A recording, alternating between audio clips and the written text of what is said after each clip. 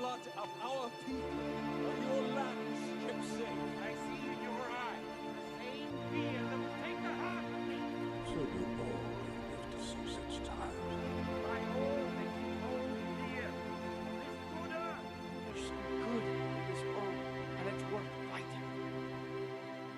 Welcome back, everyone. We're just doing a quick discussion. We are halfway through the first season of The Rings of Power. So I thought this would be a good time to sort of take it all in and kind of get our initial thoughts. I mean, we've already seen the first 4 episodes and we've talked about them. But at this point, we now kind of have a feel for how this show is going to go, at least the rest of season 1. Obviously, we're going to probably get some big climactic reveals or battles or whatnot, but as far as how this style of the show goes, we pretty much understand it now.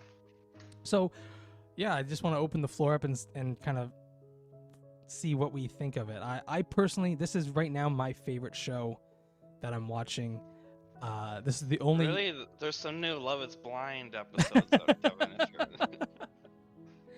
This is the only show that I actually look forward to each week. So I've got a number of shows on the go that I watch from time to time.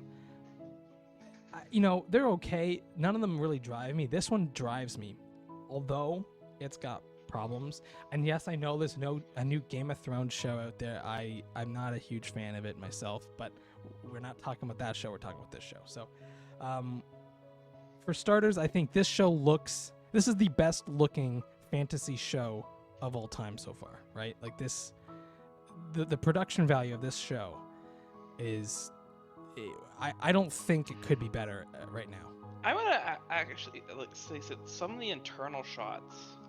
I think Game of Thrones. Well, it is a different setting. Like Game of Thrones seems more medieval. This is true high fantasy, yeah. Yeah, but I feel like some of the Game of Thrones stuff, especially like inside structures, it feels more real.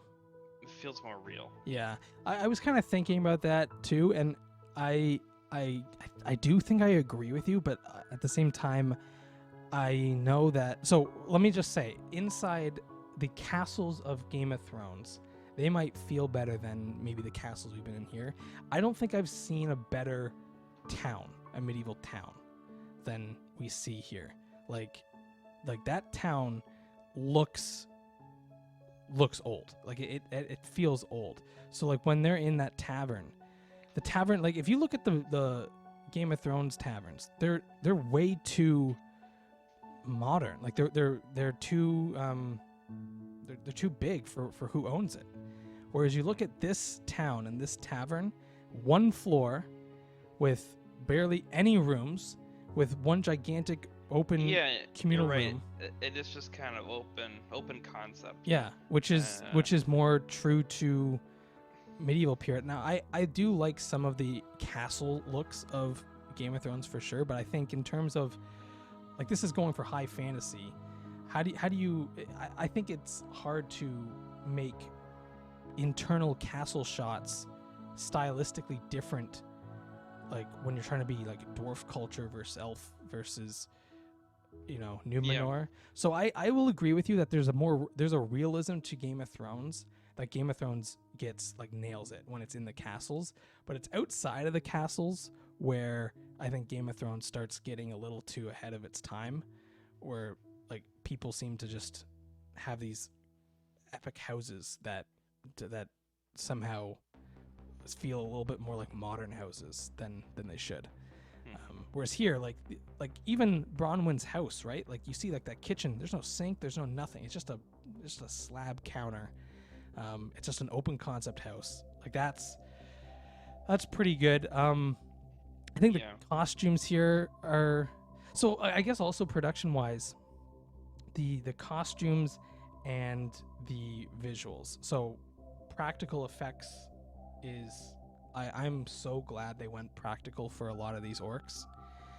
Obviously the wargs can't be practical because there's no such thing as a warg, but I think the wargs look good. Like I do. I know some people have a problem.